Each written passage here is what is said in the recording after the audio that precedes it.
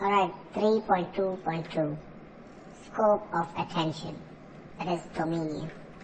Now the second aspect of attention is that the focus of attention, that is what is selected, is surrounded by a scope of attention. That is a periphery of consciousness where entities are accessible to attention. We saw an example of scope of attention in 2.4, example 18e, repeated in 28. A body has 28 knuckles. Does that make sense? Now, in the scope of predication, the domains immediately presupposed by a profile concept are accessible in a way that more indirectly presupposed domains are not. This is a matter of construal. The scope of predication can shift in the appropriate context, as in 29. 29a, we have found every bit of the body, sir, even the knuckles. B, how many did you find? A, 27, sir.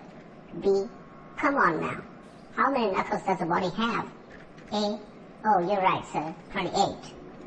Now, another example of a grammatical constraint that makes reference to the scope of attention has to do with a combination of locative expressions specifying a location. 30. The money is in the kitchen, under the counter, in the left-hand cabinet, on the top of the shelf, behind the meat grinder. Each locative expression provides an entity in the scope defined by the preceding locative expression.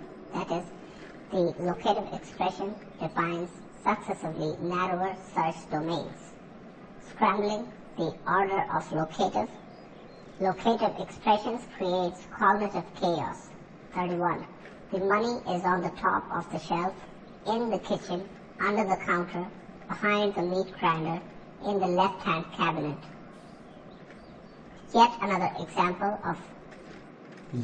example of scope of attention is the notion of accessibility of a referent in discourse. Consider the passage given in 32 from the Peer Stories narratives. 32. And then, definitely, when he's up there, a kid comes by on a bicycle from the direction where the coat man left. Okay? And the bicycle's way too big for the kid. I'm giving you all these details. I don't know if you want them. Now a third person pronoun such as them construes the referent as being in the focus of attention of the hearer, which is appropriate in 32. And then definitely when he's up there, a kid comes by on a bicycle from the direction where the goat man left, okay? And the bicycle's way too big for the kid. I'm giving you all these details. I don't know if you want them. Here, which is appropriate in 32 because the details have just been mentioned. However, when details is first uttered, the details are not in the focus of attention. They have not been mentioned as such, but they are in the scope of attention. The description in the preceding intonation units has been about the details of the film. The choice of the proximal demonstrative adjective, these details, construes the details as being in the hearer's scope of attention but not in focus. Yes, Langacker proposes a highly generalized concept of scope in terms of dominion, made accessible by a reference point, which functions as the initial focus of attention. Langacker argues that reference point and dominion constitute the construal underlying the possessive construction. The possessor, in examples such as my watch, your anxiety, and Lincoln's assassination, functions as a reference point to establish a dominion in which the appropriate referent of the head noun can be selected. Langacker also extends his analysis to metonymy. True. For example, in 20c, That is, Paris elected the Green candidate as mayor. Population. Here, the speaker focuses the hearer's attention on the city of Paris by using Paris. Paris then functions as a reference point whose scope or dominion includes its inhabitants. The inhabitants of Paris are therefore accessible as the subject referent for the predicate, choosing the people of Paris instead of Paris in 20C. That is, Paris elected the Green candidate as mayor would construe the situation differently, putting the people in the focus of attention instead of the dominion of another focus. Now 3.2.3, that is scalar adjustment. The third aspect of attention is an adjustment of the scale of attention. It can be illustrated with a visual example. 33AB, she ran across the field. B, she ran through the field. Now examples 33AB, she ran across the field and she ran through the field could describe the same scene, but 33B, she ran through the field, invites the hearer to attend to the thickness of the vegetation in the field by using a preposition requiring a three-dimensional volume. 33A, she ran across the field, instead construes the field as a two-dimensional surface without thickness. To describe the conceptualization involved here, a metaphor of magnification or granularity is often used. Example 33A, she ran across the field, offers a coarse-grained view of the field, seen as if from a distance so that the thickness of whatever covers the field is invisible to us. Example 33B, she ran through the field, offers a fine-grained view of the field, as if our view was magnified to reveal its thickness. Examples 34A to C provide a more elaborate example of granularity. 34A, we drove along the road. B, a squirrel ran across the road. C, the construction workers dug through the road. In 34A, we drove along the road. The road is viewed as at such a coarse grain that it is conceptualized as a line, which provides a path for movement. In 34B and C, a squirrel ran across the road, and C, the construction workers dug through the road. The same difference in granularity is found as in 33AB, that is, we drove along the road. B, a squirrel ran across the road. In 34B, that is, a squirrel ran across the road is construed as a two-dimensional surface that can be traversed, and in 34C, the construction workers dug through the road is construed as a three-dimensional volume whose depth in this case can be an obstacle. Now at a coarse-grained view, the road's width and depth are reduced and lost, and the road is merely one-dimensional. At a more fine-grained view or a greater magnification, the width of the road becomes visible, so as to speak, and at a still finer-grained view or magnification, the depth becomes visible as well. Examples 33 and 34. 33A, she ran across the field. B, she ran through the field. 34A, we drove along the road. B, a squirrel ran across the road.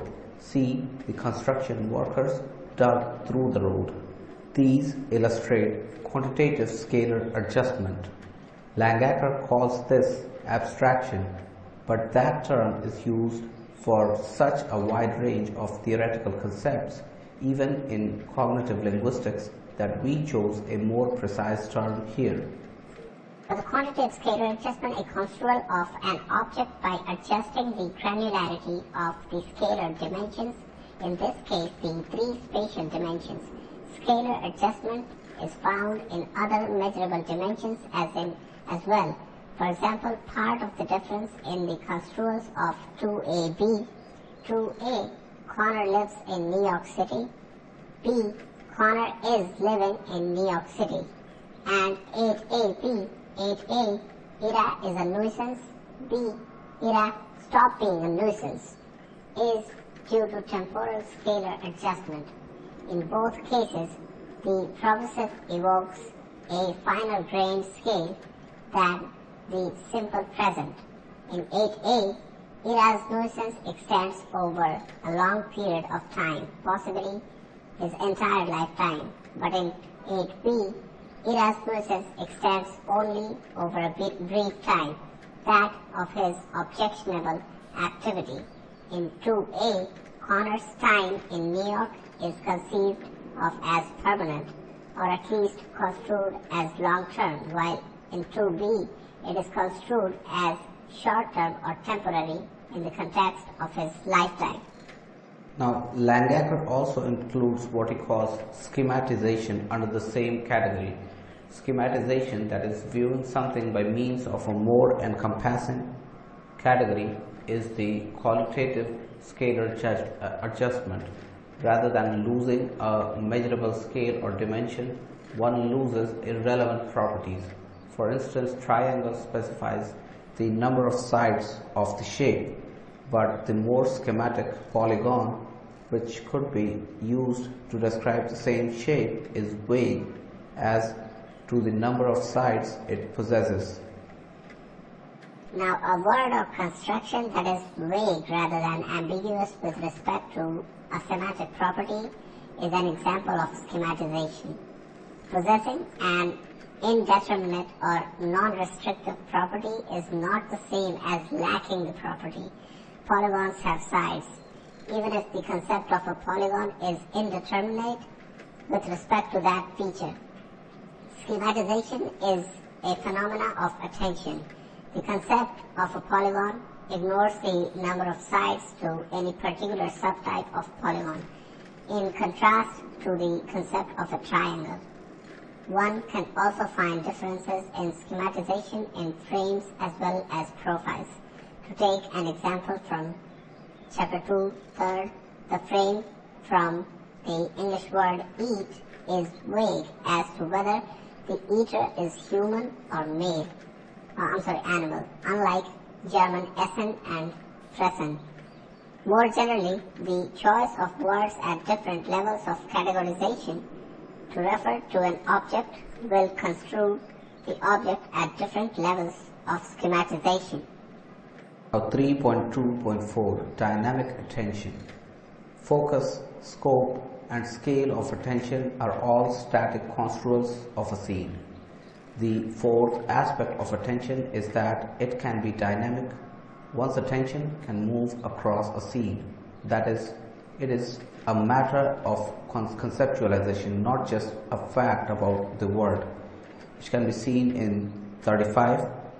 That is, the road winds through the valley and then climbs over the high mountains. Yes, the road is not actually going anywhere, but it is conceptualized as if it is. The mind's eye, so to speak, represents one as going along the road. Talmy describes this as fictive motion because it is a construal of a static scene in dynamic terms. Of course, most of the time speakers construe static scenes statically and dynamic scenes dynamically. This underlies the distinction between state and process in predicates. But example 35, that is, the road winds through the valley and then climbs over the high mountains. And many similar examples demonstrate that this semantic property is subject to construal. Now, Langacker also makes the use of static or dynamic attentional contrast in construal, but for a different phenomenon. One of the basic conceptual distinctions between predicates, that is prototypically verbs, and the arguments or modifiers like nouns and adjectives according to Langacker is the mode of scanning of the scene. Langacker distinguishes summary scanning, that is a holistic conceptualization of a scene in its entirety, and sequential scanning, that is a scanning of a scene in conceived time, which is not the same as objective time. For example, when a verb predicates an action, as in Boston Bridge collapsed, the event is scanned sequentially over time. In contrast, when the verb is nominalized in a referring expression such as the collapse of Boston Bridge, the event is construed summarily as a whole unit without being scanned through time, even though the event occurred objectively through an interval of time. Compare move plus movement in examples 4a and b. For A, something moved in the grass. B, there was a movement in the grass. Summary scanning is the norm for nouns denoting objects when used as referring expressions, such as the tree or the lamp, and for modifiers such as tall in the tall tree. Now, summary or sequential scanning is not the same as fictive motion. Fictive motion represents the state or process construal, but summary or sequential scanning underlies the difference between sentence predication and non-predicated state of affairs. For Langacker, the road is in the valley involves sequential scanning because it is predicated, but the road winding through the valley involves summary scanning because the fictive motion of the road is not predicated. Judgment comparison. Kant describes judgment when he considers a fundamental cognitive faculty as a particular kind of comparison. Judgment in general is the faculty of thinking the particular as contained under the universal. Husserl, generalizing over the Western philosophical tradition from Aristotle onwards, gives judgment the more general meaning of a comparison between two entities. The most general characteristic of the predicative judgment is that it has two members, a substrat, hypokaimenon, about which something is affirmed, and which is affirmed of it, kategoroumenon, the emphasis original. Langacker also considers comparison to be a fundamental cognitive operation.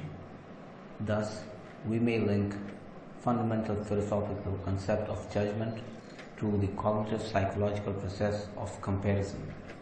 3.3.1 Categorization. Perhaps the most fundamental judgment of comparison is categorization, which was described in terms of framing in Chapter 2. The act of categorization, applying a word, morpheme, or construction to a particular experience to be communicated, involves comparison of the experience in question to prior experiences and judging it to belong to the class of prior experiences to which the linguistic expression has been applied. Yes. Now, there are many ways in which a situation can be compared and judged to be like a prior experience. As we saw in 2.3, the choice of a linguistic category based on comparison to a prior situation frames, construes the current situation in different ways, as in fetus versus unborn baby, or thrifty versus stingy. In addition to the flexibility of framing a situation by comparing it to one or another prior situation, speakers also have the flexibility of comparing the current situation to a prior one and, in effect, redefining the frame. For example, upon entering a holding pattern over Milan airport, a pilot said, "We'll be on the path they call a racetrack." That's essentially a circle with two straight sides, a significant reconceptualization of the category circle. Now, Langacker describes the comparison process between the current situation and the category to which it is assigned as sanction. He recognizes a gradient between full sanction, that is unproblematic subsumption of new situation, and partial sanction, a more creative extension of the category to the current situation. Categorization involves schematization as well as judgment in comparing the new experience to prior ones and categorizing it in one way over another. We attend to some characteristics and ignore others.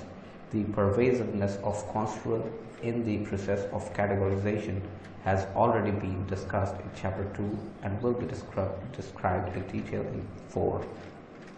Now, 3.3.2 Metaphor.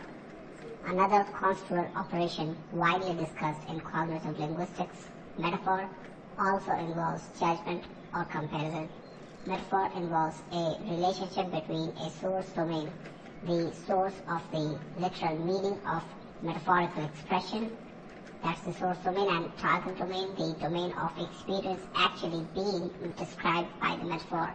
For example, to waste time involves comparing time, the target domain, to money, the source domain, in the metaphor represented by the Lakoffian formula, time is money. Time is construed as a valuable asset that is possessed by human beings and can be used in the same way that money is. The choice of metaphor to describe a situation in a particular domain construes the structure of that domain in a particular way that differs depending on the metaphor chosen. For example, the metaphor in stock market crash construes the low level of the market as abnormal, the result of defective operation, whereas a high or rising market is normal. On the other hand, stock market correction construes the low level of the market as normal, its correct level, whereas the high level as abnormal. Now, the exact relationship between the source and target domains in a metaphorical expression is a matter of debate within cognitive linguistics. Metaphor, like categorization, is sufficiently important for conceptualization to merit its own chapter in this book and is discussed in greater detail there. Now 3.3.3 Figure ground alignment. A third example of comparison as a linguistic construal is figure ground alignment. Figure ground alignment appears to be strongly influenced by objective properties of the seed. Although they can be overridden in various ways, that is, it is subject to construal, the figure ground distinction is derived from Gestalt psychology. Example, Kafka, 1935. Introduced into cognitive linguistics by Talmy. Talmy uses the figure ground relation to account for the expression of spatial relations in natural language. All spatial relations in language, both location, 36, the book figure is on the floor, ground, the book is on the floor, and or motion, 37, Sheila, figure, went into the house, ground. Sheila went into the house, as expressed by specifying the position of one object, the figure, relative to another object, the ground, sometimes more than one ground object, as in 38, 39. 38, the Isaac CDs figure are between Compaq ground and Joski ground. The Isaac CDs are between Compaq and Joski. 39, Greg figure drove from San Rafael ground to Trinidad ground in 5 hours. Greg drove from San Rafael to Trinidad in 5 hours. Now, the figure and ground are asymmetrical. Although near is a spatially symmetrical preposition, 40b, that is, the house is near the bike, sounds odd compared to 40a, that is, the bike is near the house. 2000. Likewise, there is no preposition that functions as the inverse of in 41a. That is, there is a crocodile in the water. From Leonard Talmy, because the figure ground orientation is quite unnatural. 41a, there is a crocodile in the water. B, does water being a suspending medium for the crocodile? Now, Talmy identifies the following properties of objects that favor figure or ground construal in the narrower domain of spatial relations. 42. Figure versus ground. Figure less known, location less known, ground location more known. Figure smaller, ground larger. Figure more mobile, ground more stationary. Figure structurally simpler, ground structurally more complex. Figure more salient, ground more backgrounded. Figure more recently in awareness, ground earlier on scene or in memory.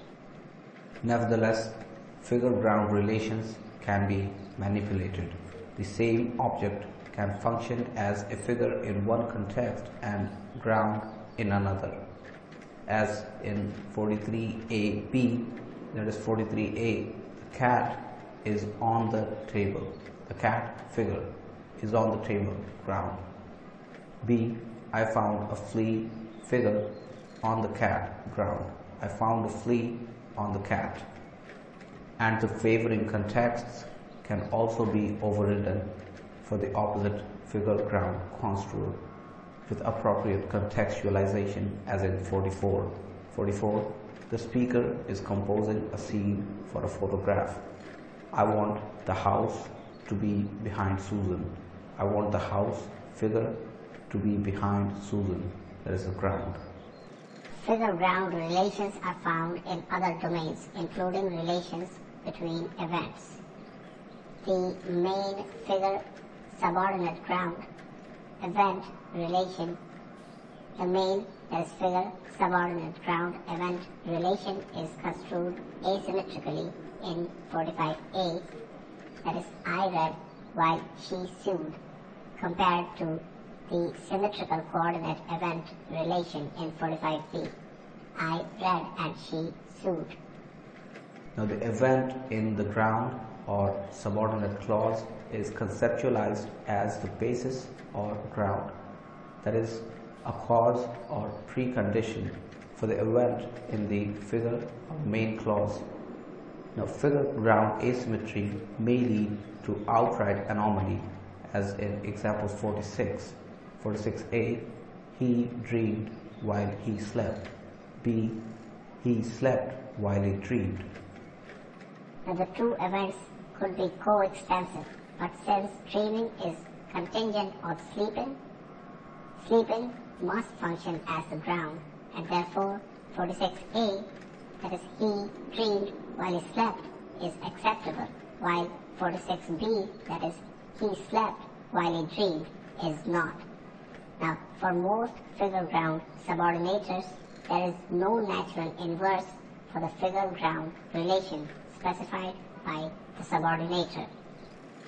47a, she slept until he arrived. B, he arrived immediately and causally before the end of her sleeping. 48a, we stayed home because he had arrived. And B, he arrived to the occasioning of the decision of our staying home.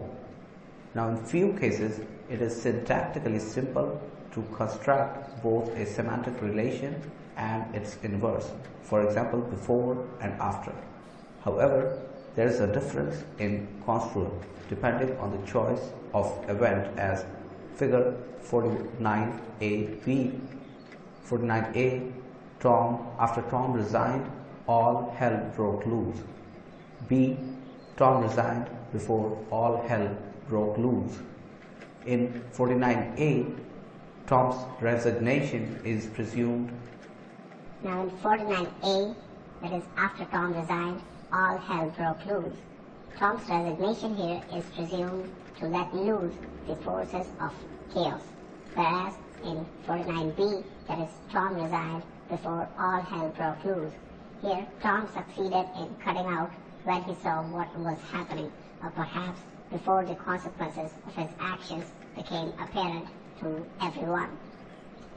Similarly, simultaneous subordinators such as when are temporally symmetrical but inappropriate choice of figure and ground events leads to conceptual peculiarity. Compare 50b, that is, when everything was all right, Jerry was chair of the department, to 50a, that is, when Jerry was chair of the department, everything was all right. Now, in 50a, that is, when Jerry was chair of the department, everything was all right. Here, the healthy state of affairs is presumed to be due to Jerry's chairmanship. Example 50b, when everything was all right, Jerry was chair of the department. On the other hand, this on the other hand is odd, making Jerry look like an opportunist who has the extraordinary ability to take advantage of a healthy state of affairs to assume the chairmanship of the department. Now, figure-ground alignment is an example of comparison in that the two elements of the scene are compared to each other. But unlike categorization and metaphor, the judgment is one of contrast rather than similarity. Langacker also explicitly links figure-ground to comparison, arguing that the typical figure-ground alignment falls out of his model of comparison as the cognitive events of scanning a scene. Now, despite this, Langacker subsumes figure-ground under perspective among his focal adjustments. In fact, Langacker himself gives an argument to show that figure-ground alignment is conceptually independent of foreground-background perspective. Langacker also argues that the figure-ground is conceptually distinct from focus of attention, which suggests that the figure-ground distinction does not belong under the general category of attention. Either Talmy does not include figure-ground in the schematic systems in Talmy 2000. Langacker makes greater use of the concepts trajector and landmark. A trajector is defined as the figure in a relational profile for the definition. Now, a relational profile landmarks function as grounds to the trajector. 3.4 Perspective or situatedness. Perspective, especially deixis, is perhaps the most obvious and most commented upon of the construal operations. Particularly for spatial descriptions, perspective is essential, and its dependence on the relative position and viewpoint of the speaker is well known. But perspective is also found in non-spatial domains. We have a perspective based on our knowledge, belief, and attitudes, as well as our spatio-temporal location. The closest cognitive property to perspective, taken broadly, is probably the philosophical notion of our situatedness in the world in a particular location, where location must be construed broadly to include temporal, epistemic, and cultural context, as well as our spatial location. This broad interpretation of location is related to what the phenomenological philosopher Heidegger calls being in the world. Yeah, right. Heidegger argues that being in the world is more than simple spatial inclusion. Rather, it is the fundamental situatedness of existence in all respects. That is, we are always ready in a situation and construing it from some perspective. Now, 3.4.1 Viewpoint. It is easiest to begin illustrating perspectival construals with spatial examples. Langacker proposes viewpoint as a focal adjustment with two subtypes, vantage point and orientation. Vantage point was illustrated in 9a, B in 3.1. 9a, Timmy is in front of the tree. 9b, Timmy is behind the tree. Here, the description of Timmy's position as being in front of the tree or behind the tree depends on the vantage point of the speaker. This analysis applies only to situational use of in front of or behind. In sentences such as 9a-b, the choice of preposition is determined purely situationally by the relative positions of speaker, Timmy and tree. In a sentence such as the cat is in front of the house, there is available another interpretation in which the house has an inherent orientation such that the side with the main entrance is in front side, regardless of the speaker's relative position. The remarks on this paragraph refer only to purely situational interpretation. Now, a particular vantage point imposes a foreground background alignment on a scene. Here, a number of linguists have argued that clausal subordination represents a foreground-background distinction, but it appears to be better analyzed as a figure-ground distinction. Now, alternative construals of Timmy's position are achieved simply by the speaker moving to another position. That is, the linguistically expressed spatial relation is dependent on the speaker's situatedness. Vantage point is sensitive to construal. In 51, that is, follow my instructions carefully. Enter the woods by the south gate. Follow the path until you come to the big oak tree. You will find the box behind it. Here, it is the vantage point of the addressee, that is at the relevant future time, that is used to interpret behind. Now, orientation refers to the vertical dimension defined by a person's canonical upright position. One example of orientation is the choice of above and below in 3a-b. 3a, the chimney is above the window. b, the window is below the chimney, along with a switch in figure ground alignment.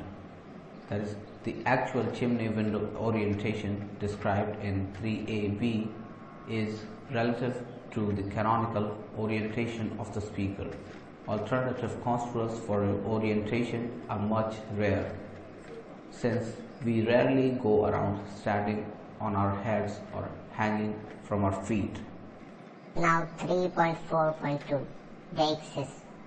Deixis is the phenomena of using elements of the subject's situatedness.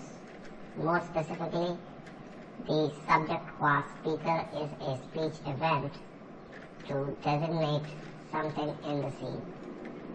Deixis has been widely used, widely studied, and we focus on deixis as construal here. Person deixis, the pronouns I, you, he, she, it, we, and they are only defined relative to who is speaking. And this variation is an example of alternative construals defined by the speech act situation. Likewise, deictic demonstratives such as this, that, and deictic time reference such as present and past tense are only defined relative to the location and time of the speech event. Now, in addition to the relativity of spatiotemporal reference to the situation or perspective of the speech event, it is possible to construe another time and place as deictic center. Example 52a, that is, he was coming up the steps. There was a broad smile on his face. And 52b, he was going up the steps. There was a wag of bubble gum on the seat of his pants. Are construed with a deictic point of view at a place and time in the narrative. However, 52C, that is, he was coming up the steps, there was a wad of bubblegum on the seat of his pants, is bizarre because the point of view clashes with the reported information. Now likewise, the use of the so-called narrative present in 53B, that is, he comes up behind me, I stop suddenly, and he rams into me. Or the sportscasters present in 54B, that is, he hits the ball, the first baseman misses it.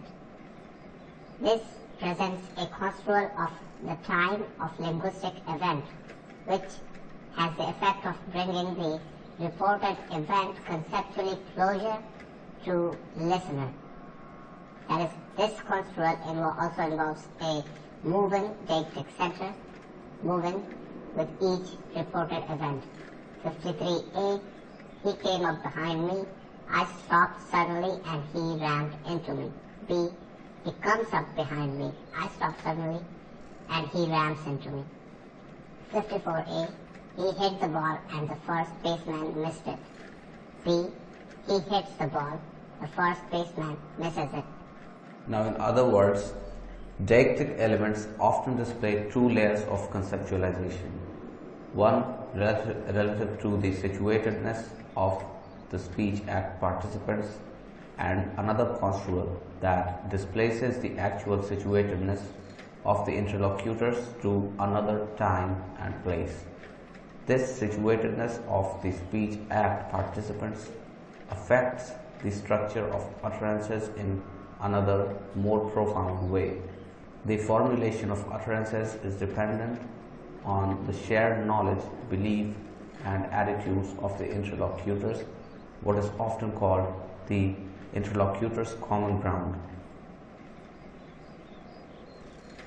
He calls it the epistemic ground. Langacker called it as epistemic ground.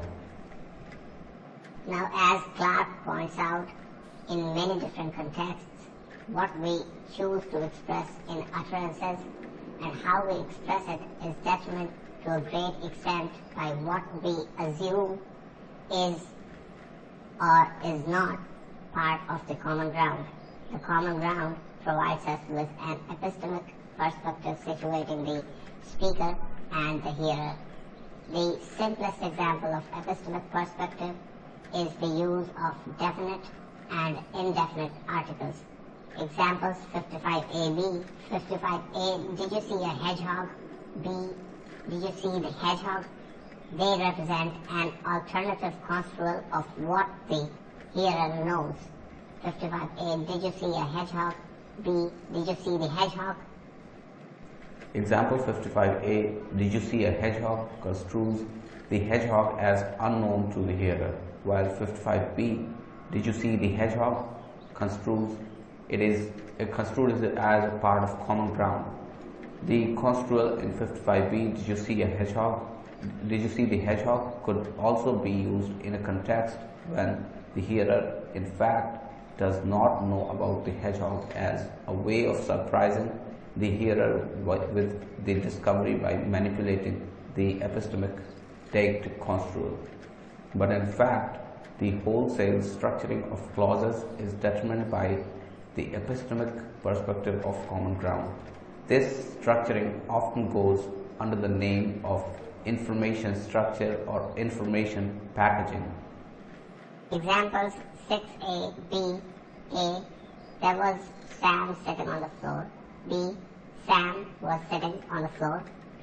Illustrate the alternative construals of a scene based on a difference in information structure.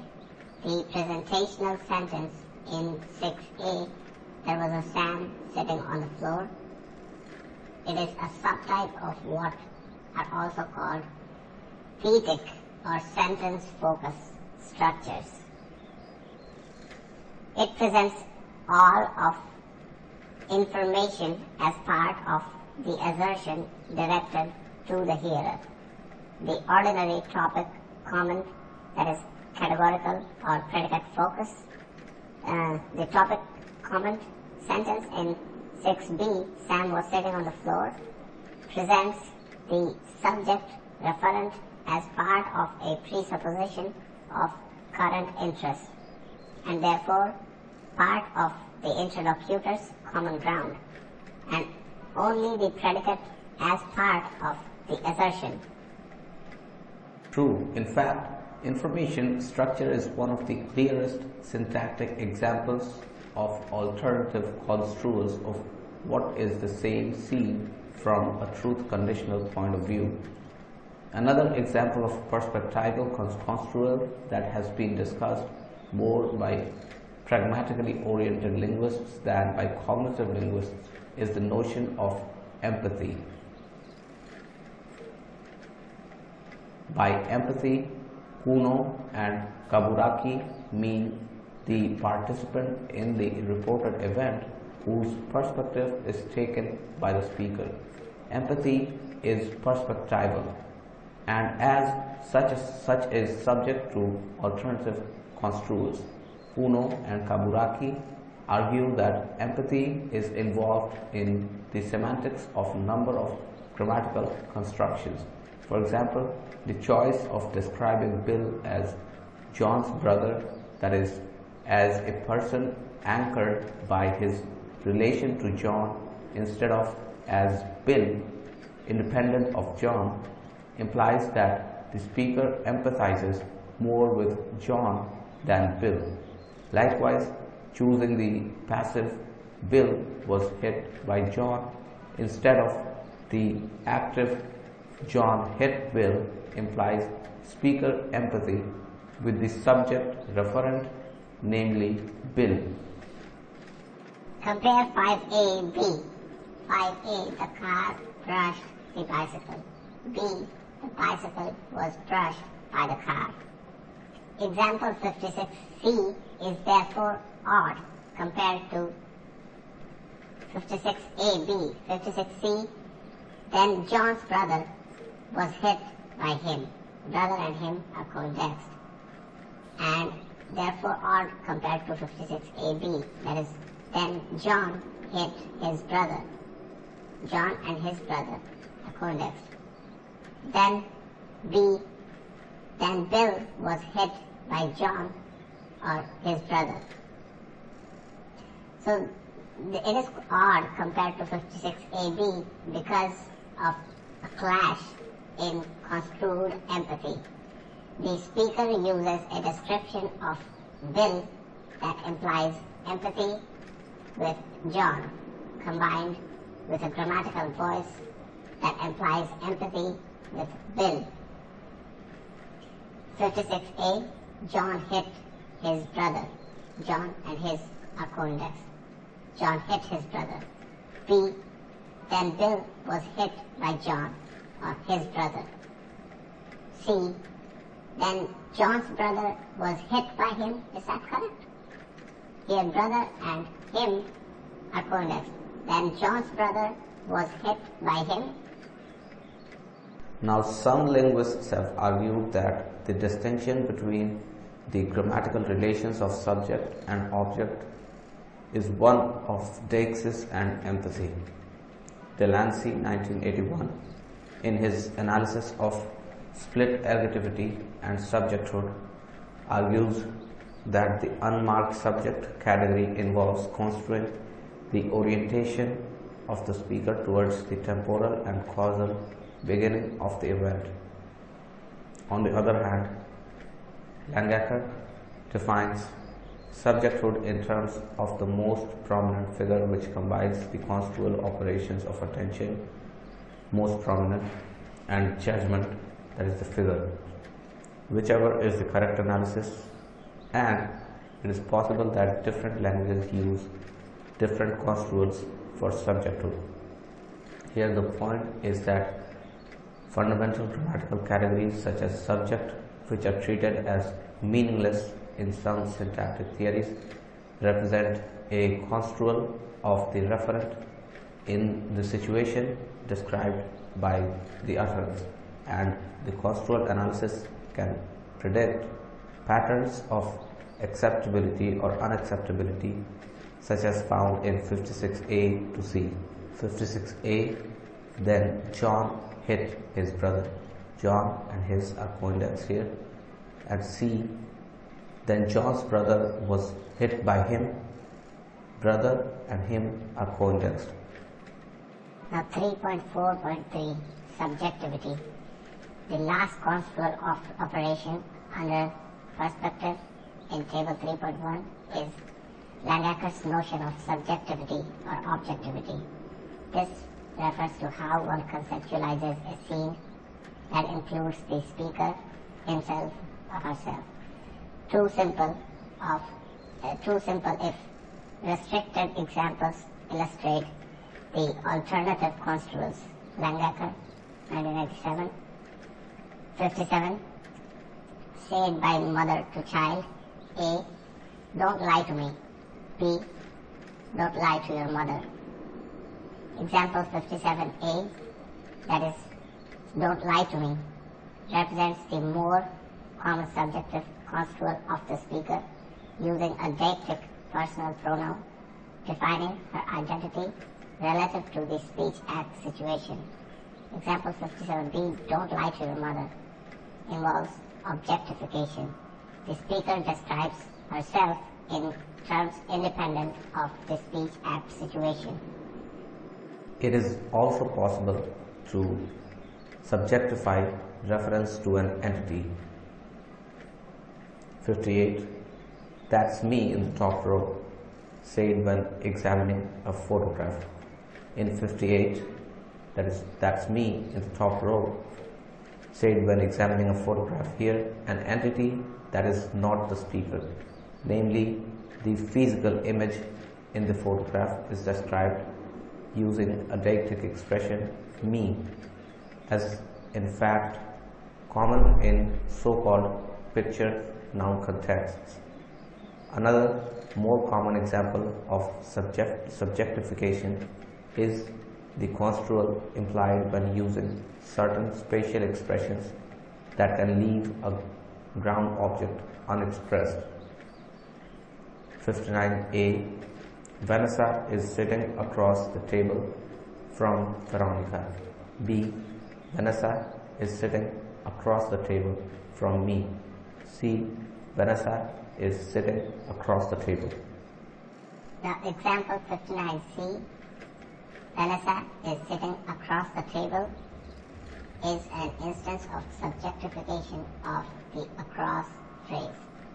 59c, Vanessa is sitting across the table can only refer to the situation where Vanessa is sitting across the table from the speaker, unlike 59a.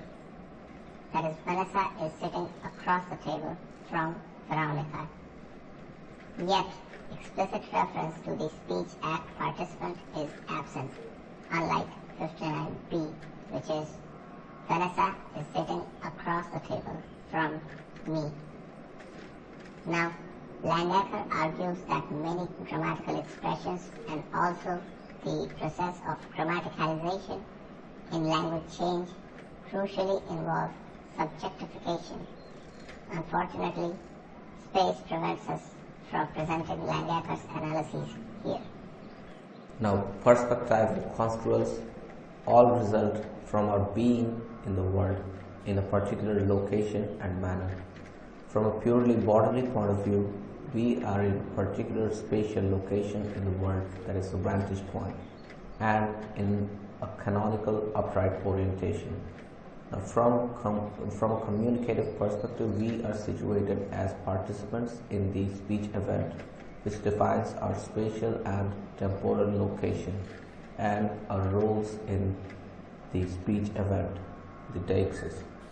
Our role in the speech event, however, also defines the status of the situation to be communicated in speaking, that is the epistemic deixis, our attitude towards it, the empathy, and our presentation of ourselves in that situation, the subjectivity.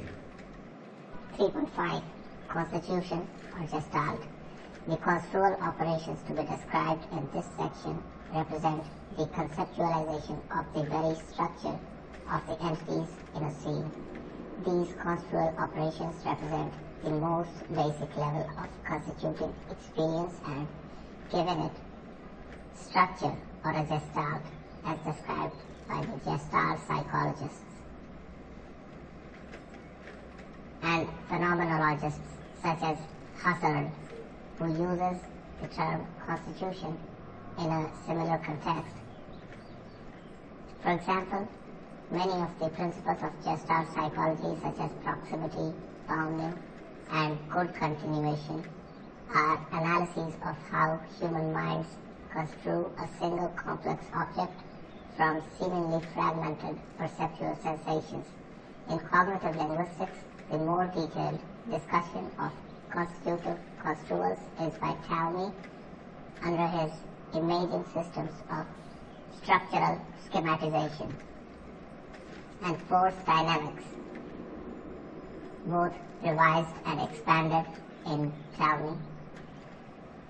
In addition, most of the image schemas described by Lakoff, Johnson, and Turner are construals of the structure of entities. Now 3.5.1 Structural schematization. Structural schematization describes the conceptualization of the topographical, meronymic, and geometrical structure of entities and their component parts. The subgrouping in Table 3.1 attempts to classify the wide range of structural schematizations. The first subgroup, individuation, includes whether or not entities are individuated, that is boundedness, and if so, their unity and relation to their parts and their multiplicity if more than one individual is construed. Now, such basic construal properties of entities are manifested in the choice of a count noun, mass noun, or pluralia tanda form for nouns, and aspectual inflections for verbs. Even these properties are a matter of construal. For example, boundedness is not simply a spatial or material property. Now, a person, star, and island represent individuals bounded spatio-temporally, but a team, constellation, and archipelago are also bounded entities, that is count nouns, where the speaker has construed them as whole units with distinct parts. Even nothingness can be bounded as in whole or intermission. Now, in many cases, there are alternative expressions for what appear to be the same entities that differ in their construal of structure. See where's with that. Now, example 1a, B. 1a, leaves on the tree. B, foliage on the tree. The count noun, leaves, versus the mass noun, foliage, is one case. Foliage construes the entity as a relatively homogeneous substance without clear boundaries. A mass of foliage can be borne on several trees.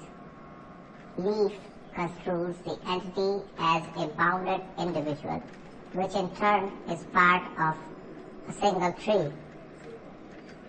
Leaves multiplies the individual, making it truth conditionally comparable to foliage in the right contexts. Either construal is available through the lexicon of English. True. Now, there is also a quantitative scalar adjustment involved. Leaves evokes a more fine-grained construal than foliage. Similarly, chocolate as a mass noun is a homogeneous, unbounded substance, while a chocolate is a bounded individual with internal structure. The characteristic construal of a count noun that is conventionalized in this case See 7a, 7a, we have chocolate for dessert. B, we have chocolates for dessert. Again, the mass now represents a more coarse-grained scalar adjustment. Countability also interacts with qualitative scalar adjustment.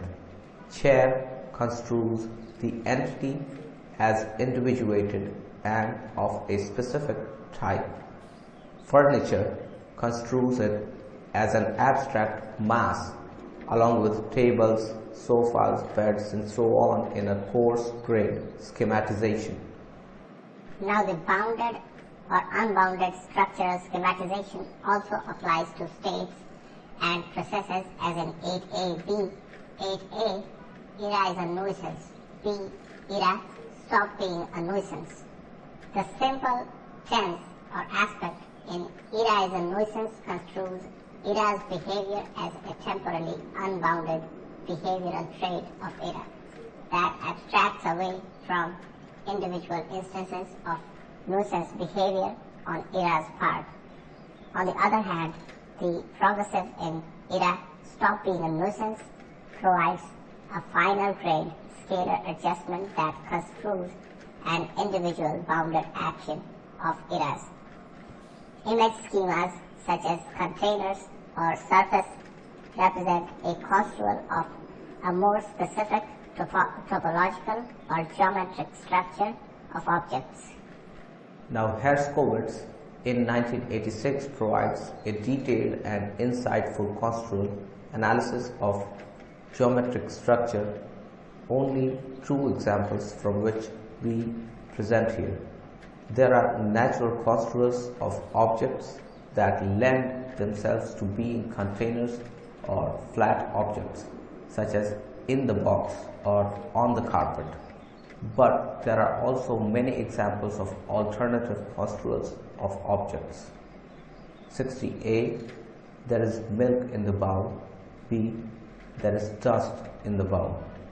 Now, if there is a lot of dust or a few drops of milk, the actual spatial configuration of figure and ground in 60a, there is milk in the bowl, and 60b, there is dust in the bowl, is not that much different.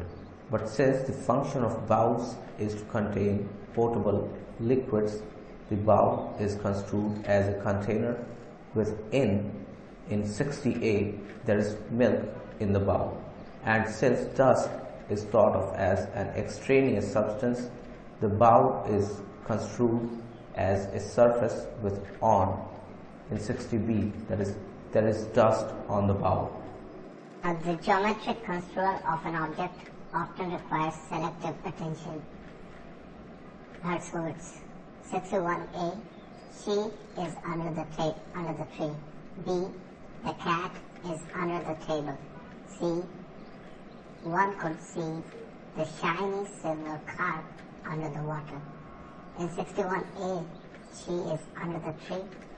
She is unlikely to be under the ground or inside the trunk, though such a construal is possible if, say, suspect is leading the detective to the location of the body of murder victim. Now the usual construal selects only the lower surface of the foliage as the underside of the object. In 61b, that is, the cat is under the table, selection ignores the table legs, and scalar adjustment reduces the tabletop to a two-dimensional surface. In 61c, that is, one could see the shiny silver carp under the water. Here selection that is driven by encyclopedic knowledge, it profiles only the top surface of the water to specify the figure-ground relationship. And all of these examples are construed relative to the speaker's canonical upright orientation, of course.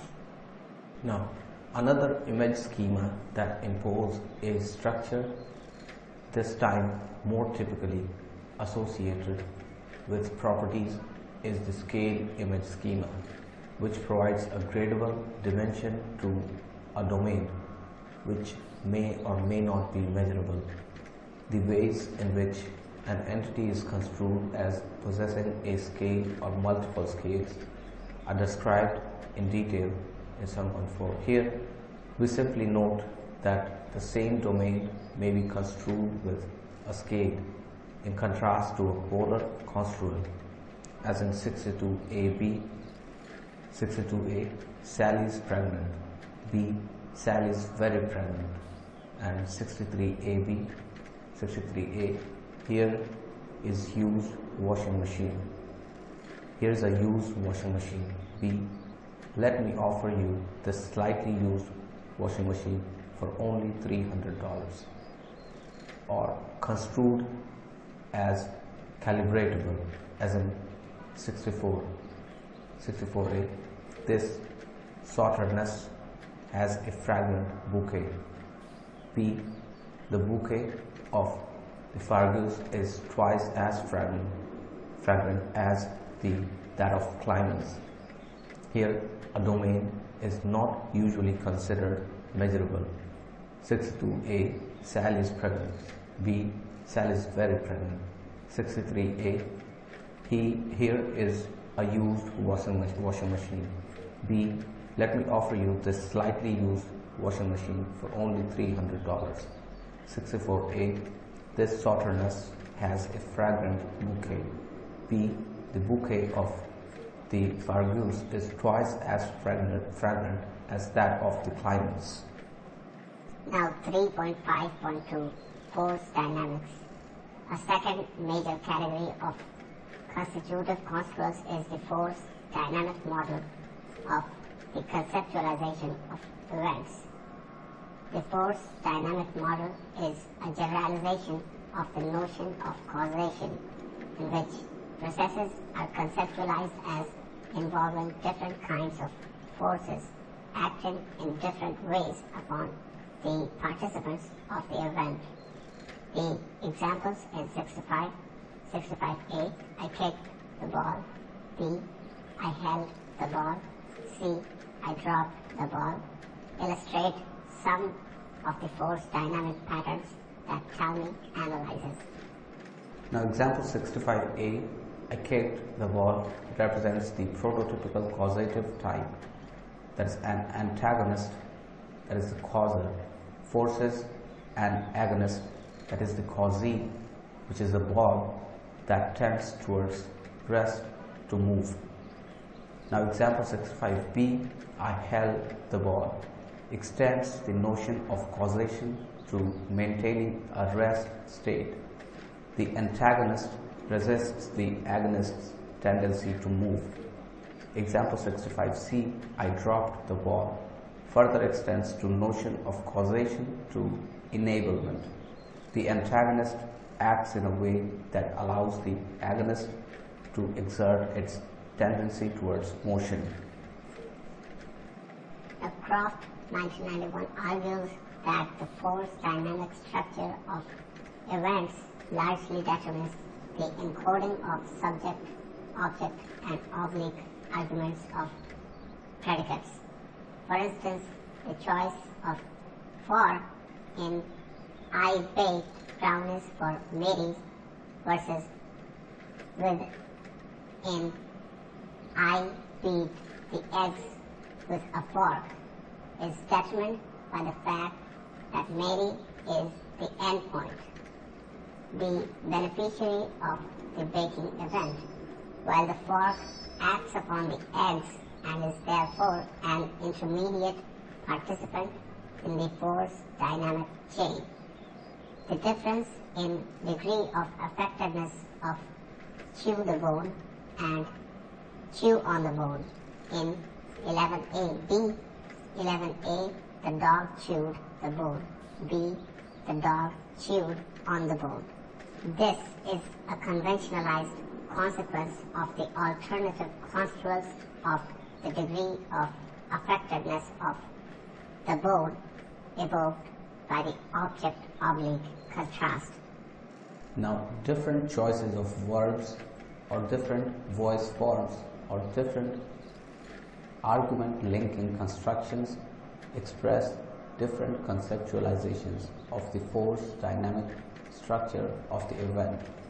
For example, 66A, that is, the bowl was on the table, construes the situation as force dynamically neutral, that is, being a static situation, but 66B, the bowl stayed on the table, construes the situation as having a force dynamic value of resisting the effects of some unspecified force applying process.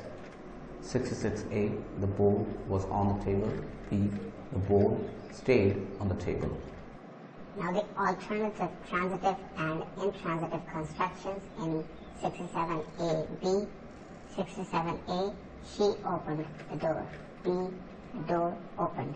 These construe the event as externally caused or as self-contained, which allows 67B, that is, the door opened, to be used if no external agent or force is manifest, as well as when the speaker wishes only to construe the event as such.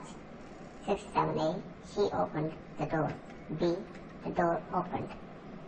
Now, force and resistance play a role in the construal of semantic domains other than causation. For example, Talmy and Schuster argue that deontic models such as may and must in 68AB, that is, you may leave, B, you must leave, construe the deontic modality as letting causation or the absence of resistance. 68A, you may leave. Compare 65C, that is, I dropped the ball, versus the application of force. 68B, that is, you must leave. Compare 65A, that is, I kicked the ball. 68A, you may leave. B, you must leave. Now Schuster extends this analysis metaphorically to the epistemic meanings of the models in 69. 69A, she may be ill. B, she must be ill. May in 69A, that is, she may be ill, indicates the absence of resistance from concluding that the proposition she is ill is true, while must in 69B forces she must be ill, forces one to the construction that she is ill is true. Now 3.5.3, relationality, that is, entity or interconnection. Finally, an even more fundamental constitutive property of entities is subject to construal. Many semantists distinguish between relational and non-relational entities. A relational entity inherently implies the existence of another entity. For example, an adjectival concept such as round cannot be conceived of without reference to something that is round, and a verbal concept such as run cannot be conceived of without reference to a runner. Now, a non-relational entity can be so conceived. For example, a nominal concept such as table can be conceived of without reference to another entity. Now, Langacker argues that the difference between nouns, that is, things in his conceptual terminology, and adjectives or verbs is that the latter are relational and the former are not. Thus, in Langacker's conceptual scheme, verbs, that is, processes, are construed as relational and sequentially scanned. Adjectives and other modifiers, that is, atemporal relations, are construed as relational but summarily scanned, and nouns or things are construed as non-relational and summarily scanned. Now, Langacker's definition of relationality rests on his definition of things or nounhood. He argues that nounhood construes a concept as a region or set of interconnected entities. Entities are non-relational, contrasting non-relational things with relational concepts. Langacker describes a relational concept as profiling the interconnections between entities, while a noun profiles the entities that are interconnected. For example, one can think of non-relational, that is noun circle, as profiling the points or entities that make up the circle, while the relational adjective round profiles the interconnections that define the circle's curvature. Langacker's definition of relational versus non-relational suggests that a construal as an entity or set of entities is a better definition of nounhood than functioning as a region. A verbal or adjectival concept such as round involves a region also, but profiles its interconnections instead of its entities. Moreover, Langacker's example of circle versus round also reveals that entity and interconnection are not givens, but instead involve conceptualization. The noun roundness does not profile the points or entities making up a round thing. It does not mean the same thing as circle or even round object. Instead, roundness construes the shape as an entity rather than as interconnections as the adjective round does. In fact, Langacker notes that anything can be construed as an entity, including interconnections. Conversely, a predicate nominal construction like be a circle, which in many other languages is simply the word circle, inflected more or less like a verbal predicate, construes the set of entities as an interconnection, namely the relation of being an instance of the type defined by the noun. Examples 10a, B. 10a, Jill is fussy. B. Jill is a fuss budget. They illustrate the entity interconnection construal. Jill is fussy construes the trait as relational and thus introduces a degree of separation between the behavioral trait and the person expressed as subject. B. A fuss budget construes the trait as non-relational and therefore saying that Jill is a fuss budget can only be construed as membership of a category of persons who are defined by this behavioral trait. Hence, 10b, that is Jill is a fuss budget, makes out Jill as a more problematic child than does 10a, Jill is fussy. Constitutive construal operations are somewhat different from the construal operations resulting from the cognitive abilities of attention, comparison, and perspective. Constitutive construal operations provide a structure to the experience being communicated. As such, they are not unlike domains, as has been noted for image schemas, most of which are constitutive construal operations. There are many words denoting concepts that must be profiled in an image schematic domain, such as more, very, in, part, alike, force. In fact, such words make up parts 1 and 2 of Roget's thesaurus. Image schemas also have a complex internal structure, like domains. Image schematic gestalts have considerable internal structure. they are not undifferentiated. On the contrary, it is the organization of their structure that makes them experientially basic, meaningful patterns in our experience and understanding.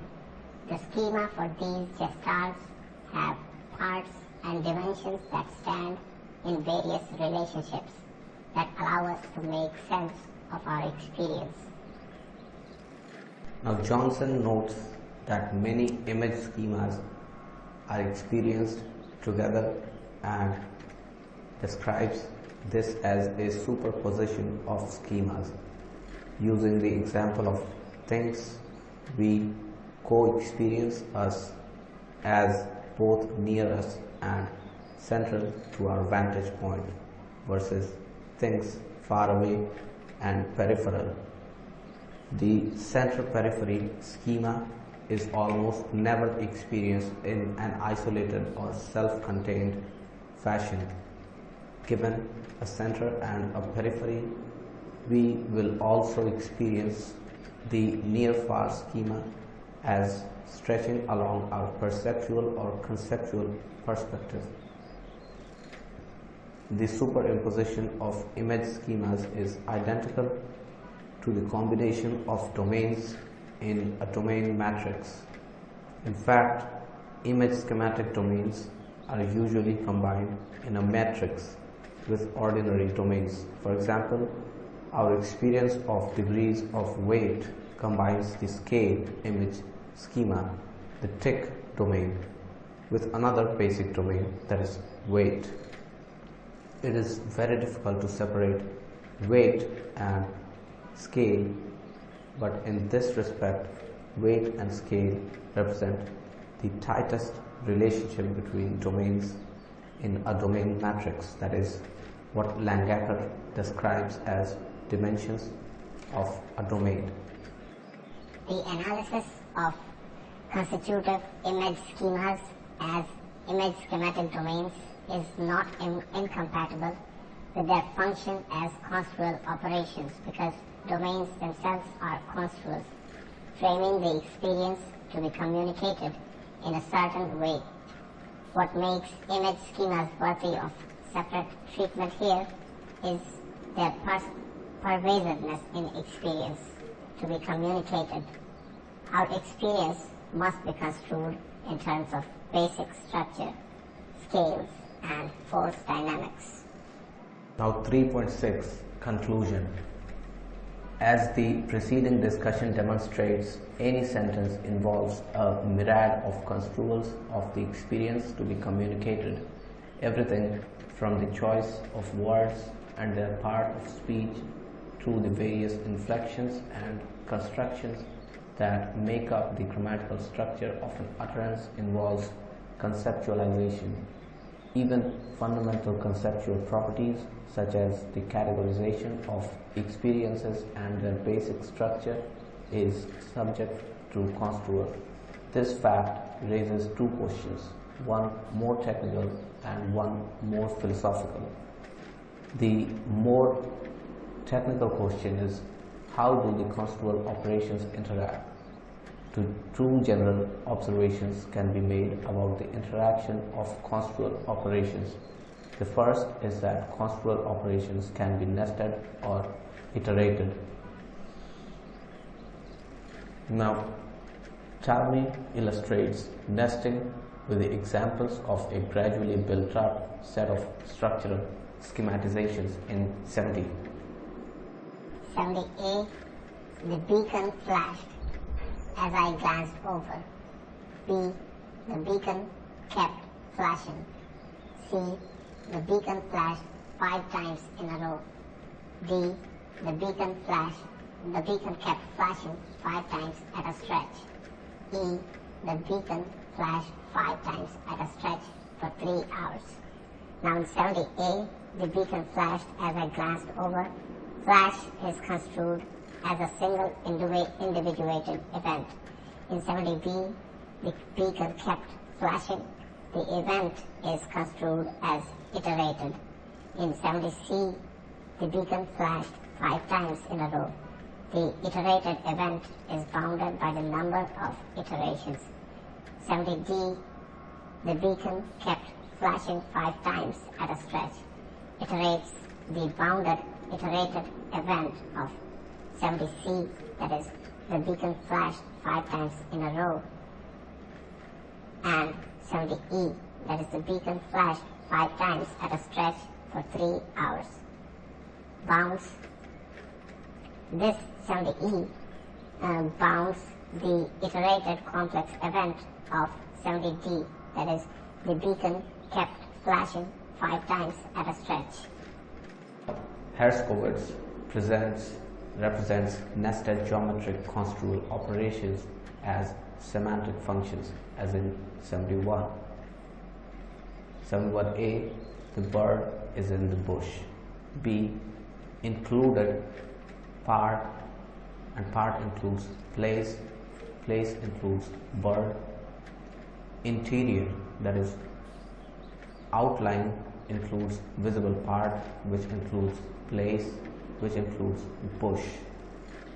Now, the formula in 71B, that is, included part inside part and place inside it, bird inside place, interior and outline inside and their visible part inside outline, place inside visible part, and bush inside place.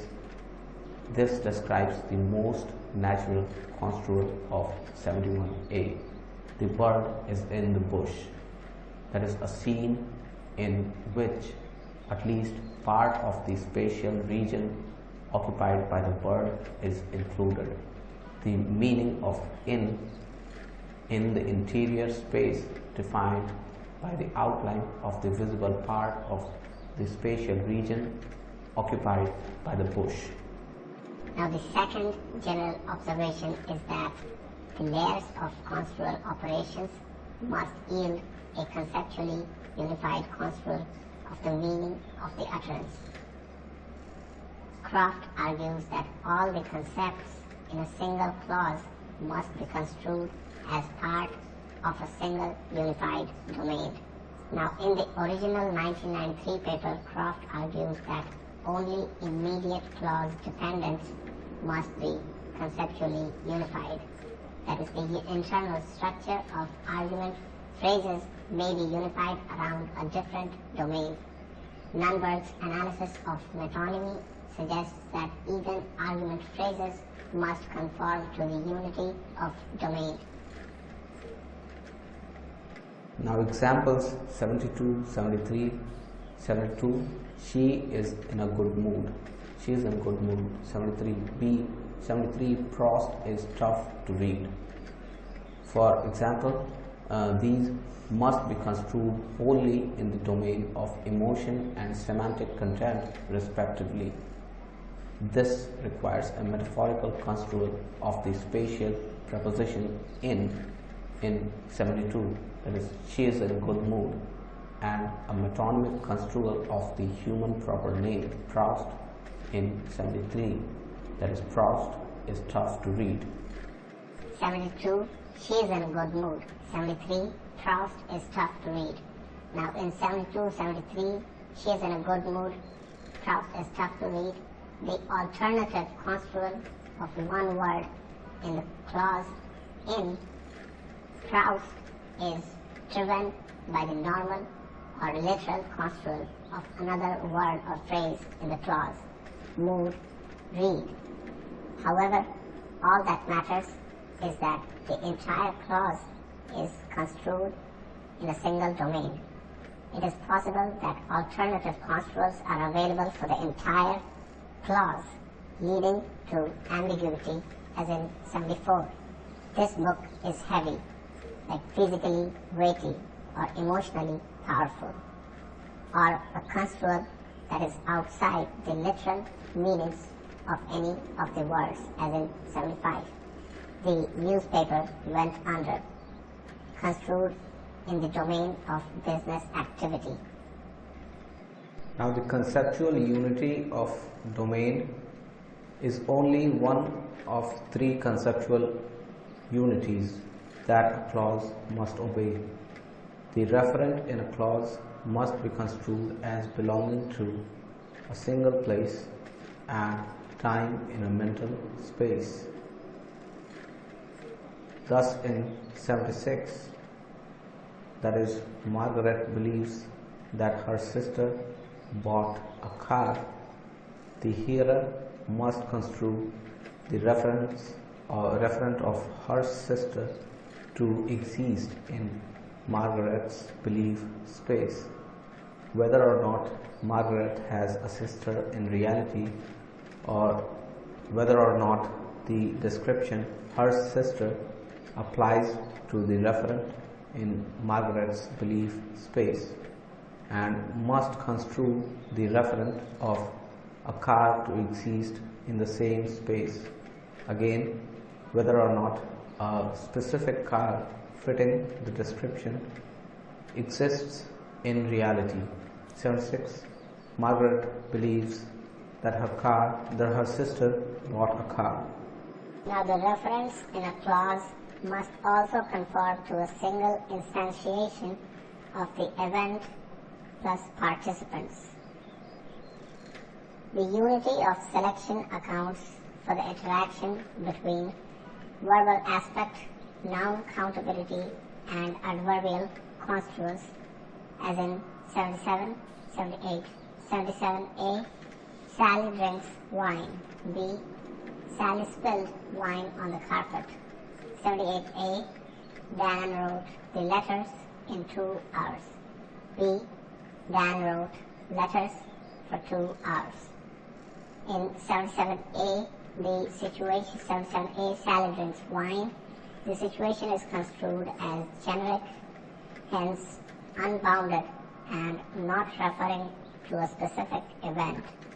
So wine must be construed as referring to the type. In 77b, Sally spilled wine on the carpet.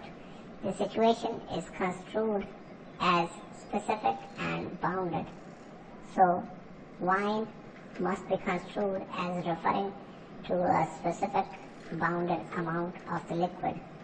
Now in 78a, that is, Dan wrote the letters in 2 hours. The situation is construed as bounding by the definite noun phrase and the compatible adverbial phrase in 2 hours. So write is construed as bounded, that is telic. Now in 78b, that is, Dan wrote letters for 2 hours. The situation is construed as unbounded and specific by the adverbial phrase for 2 hours. So the unbounded, where plural letters, is construed as specific, that is not generic, as in I hate to write letters, and write is construed as specific and unbounded. Now the more philosophical question that construal raises is, what is the relationship between language, thought, and experience? Are there any constraints on the relationship, and in which direction do the constraints operate? From language to thought to experience, or the reverse direction, or both?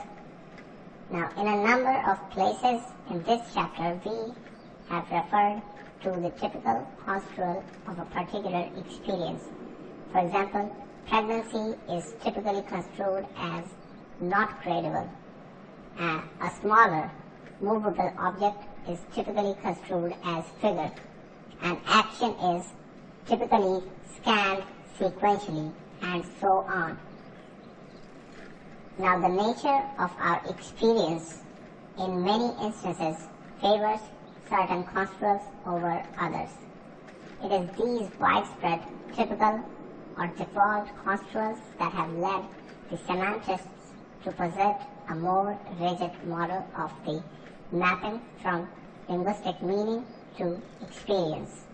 Now, cognitive linguists emphasize that flexibility is necessary for understanding conceptualization, and this flexibility is due to the nature of the human mind as it engages with the world.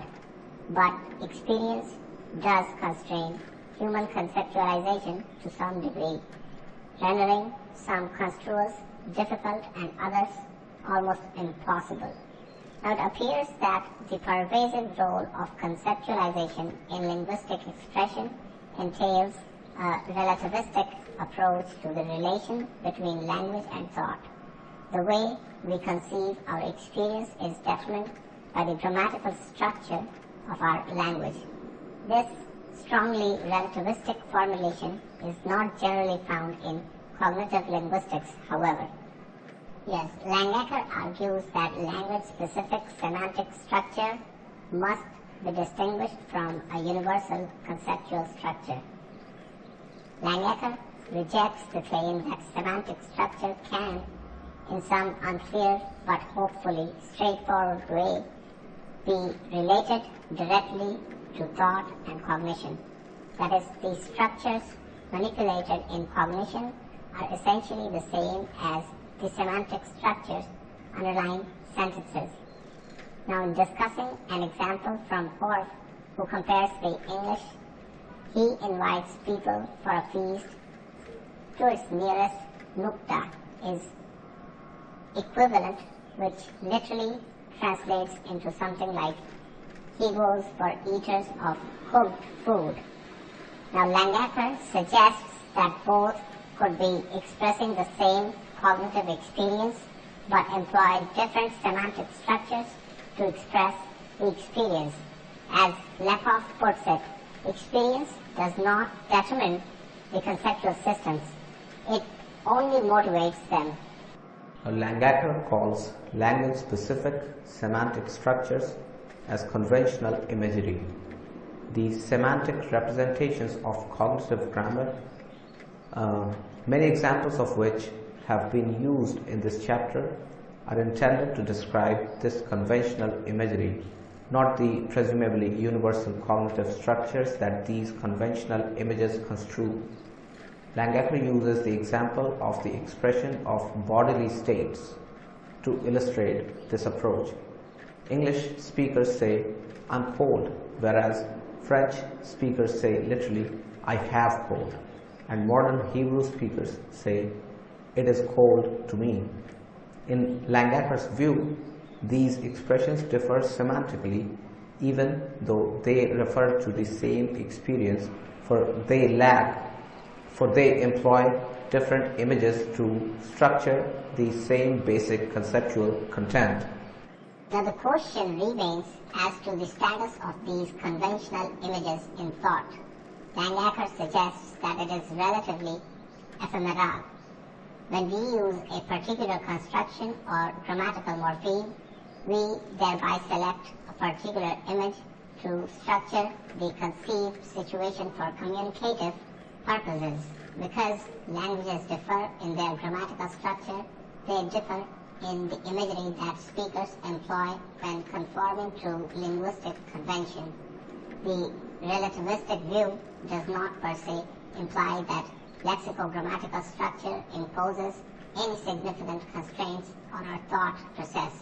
In fact, I suspect it to be rather superficial.